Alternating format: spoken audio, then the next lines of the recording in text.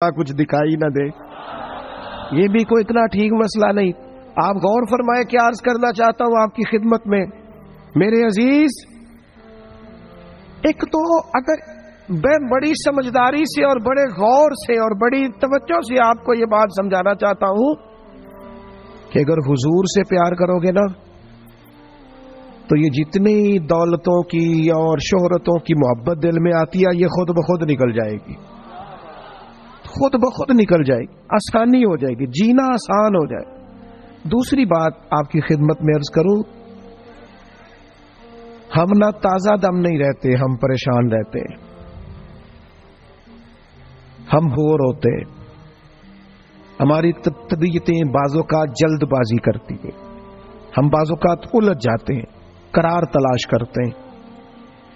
اس قرار کو تلاش کرنے کے لیے پھر بعض لوگ الٹی سیدھی موویز دیکھتے ہیں. بعض لوگوں کا خیال ہے کہ شاید میں کوئی لطیفہ سنوں گا تو معاملہ ٹھیک ہو، پھر اس کا نتیجہ بھی نکلا ہے لطیفے سننے کا. اب لطیفے سنانا بھی اتنا بڑا کام ہو گیا ہے کہ مولوی ہے پگڑی داڑھی والا لیکن اس کے نام کے نیچے لکھا فنی مولوی.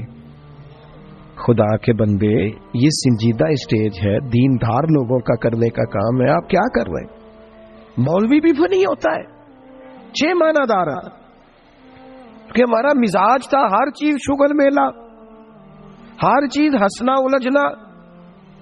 میرے عزیز، ہم چونکہ سکون چاہتے تھے، کچھ نے ادھر ادھر کی مووی دیکھ لی، کچھ نے ہنس لیا، کچھ سیر کو چلے گئے، کچھ کا خیال تھا کھانے کھا لیں گے تو سکون آ جائے گا. یاد رکھنا ان چیزوں میں سکون نہیں ہے، ان میں تو آپ الجھتے جائیں گے. مزید تو سکون کہاں ہے، قرار کہاں ہے؟ آپ کبھی صحابہ کی زندگیاں دیکھیں نا، حالات جس طرح کے بھی تھے نا، ان کو جو سکون ملتا تھا وہ رخ مصطفیٰ سے ملتا تھا.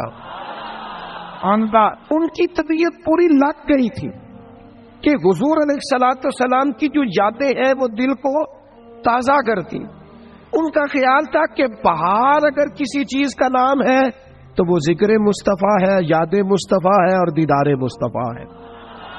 اعلیٰ حضرت مفتی ہیں، فتویٰ دیتے ہیں. اعلیٰ حضرت مفسر قرآن ہے، کنز الایمان بذات خود ایک تفسیر ہے، ترجمہ ہی تفسیری ہے. اعلیٰ حضرت محدث ہیں. وہ جب احادیث مبارکہ کا حوالہ دیتے ہیں تو یوں لگتا ہے کہ جیسے بڑی گہری نظر ہے ان کی، راویان حدیث پر بھی، اصول پر بھی، اور حافظہ بھی مضبوط ہے حفظ حدیث کے لحاظ. ساری چیزیں ان کے پاس تھی، لیکن وہ پتہ کیا کہتے تھے؟ کہتے تھے یہ جو میرا دل چمکدار ہے نا، اور یہ جو میری طبیعت ہلکی پھلکی ہے، اس کی وجہ یہ ہے کہ ان کی مہک نے دل کے غنچے کھلا دیے. یہ میں نہیں آپ کو تقریر سنا رہا، میں تو جذبات کا اظہار کر رہا ہوں.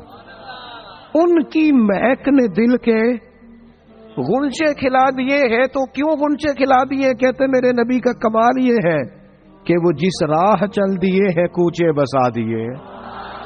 وہ جس راہ بھی چل دیے ہیں کوچے، حضور پر تھوڑا گزر جائے تو کام ہو جاتا ہے.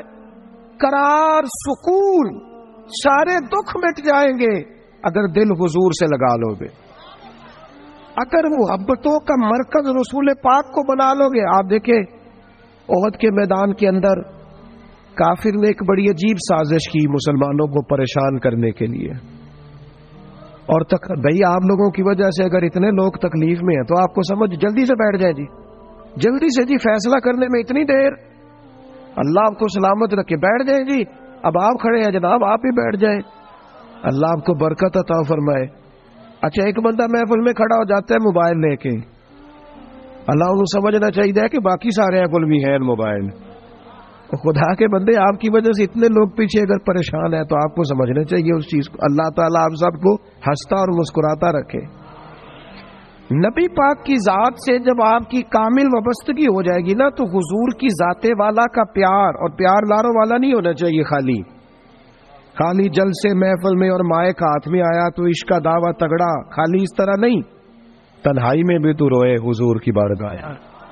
ایک محفل میں ایک دفعہ حاضر تھا تو ایک نعت خواں بچہ میرے پاس آیا، کہنے لگا جی میری سفارش کر دیو، میں بھی حضور دی بارگاہ چ حاضری لوانی ہے.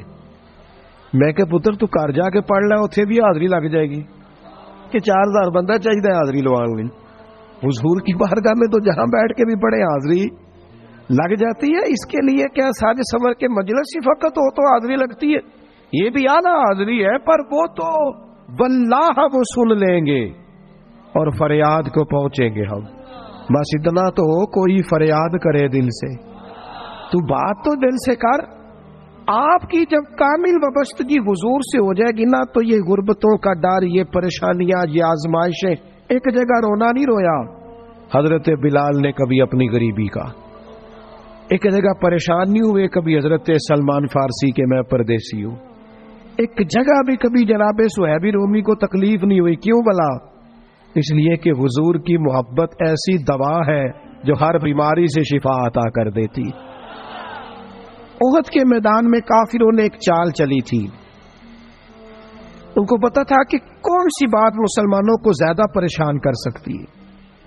انہوں نے ایک افواہ پھیلا دی تھی کہ معاذ اللہ حضور کو شہید کر دیا گیا. اس کی وجہ سے شدید پریشان ہوئے صحابہ، اور جنگ کے جو نتائج برعکس آئے اس کی بڑی وجہ یہ افواہ بھی بنی. اب صحابہ بڑے پریشان تھے، حضور شہید ہو گئے. کچھ لوگ نا میدان احد سے جب واپس آ رہے تھے نا، جنگ ختم ہونے کے بعد، ایک خاتون جا رہی تھی میدان جنگ کی جانب. عورتیں اپنے مزاج کے لحاظ سے کمزور ہوتی ہیں قلبی طور پر، اور بڑی خوبصورت بات لکھی ہے علماء نے. کہتے ہیں عورت کے دل میں درد زیادہ ہوتا ہے نا، پیار زیادہ ہوتا ہے، اور یہ جو وہ کمزور واقعہ ہوئی ہے اسے عیب نہ سمجھو. اسی لیے تو اللہ نے بچے کو پالنے کا ذمہ اس کا لگایا ہے کہ وہ شفقت زیادہ رکھتی ہے، محبت زیادہ رکھتی ہے، درد دل زیادہ رکھتی. اس لیے جس درد سے وہ بچے کو پال لیتی ہے نا. میرا بیٹا ایک دن گھر میں کچھ پکا ہوا تھا، اس کی اماں کہنے لگی کھانا کھاؤ، کہندا ہے میں نہیں کھانا.